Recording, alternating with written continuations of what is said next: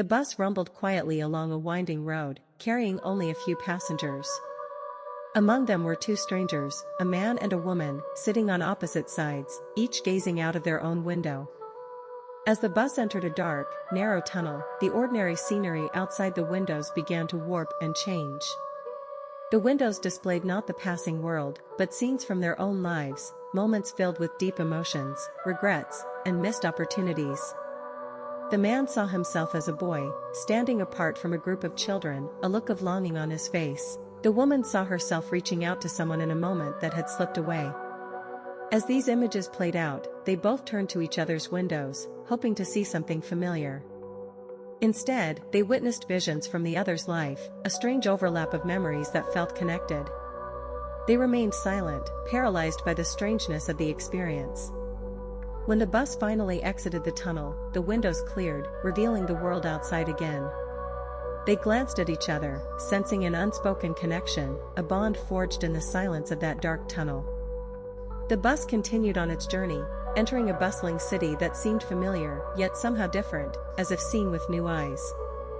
The passengers disembarked, and the two strangers decided, without words, to step off together. The city felt alive with color, its streets vibrant and filled with movement, but there were subtle distortions, buildings that seemed to sway, lights that floated in midair. As they walked through the city, they noticed a stranger approaching with a mysterious envelope addressed to both of them. Inside was a map and a cryptic message: "Follow the path to find the truth." Intrigued and driven by curiosity, they followed the map through hidden alleys and narrow passages until they arrived at an old, imposing library. Inside, they found a man who seemed to know more about them than they did themselves. He offered them a choice: to explore the hidden connections of their intertwined lives, or to walk away and return to their former lives. Without hesitation, they chose to explore.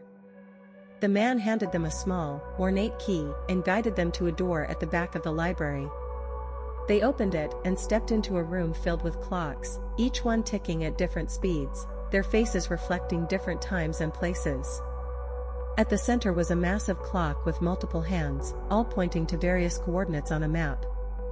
They realized this was not just a room, but a portal, a gateway to their past and future, where they could revisit moments, change decisions, and explore possibilities. As they stood before the central clock, they felt the weight of countless potential futures pressing upon them. They reached out, hesitating only briefly, and then stepped through the clock, feeling the rush of time envelop them. Feeling a need for closure, they decided to return to the bus for one last ride.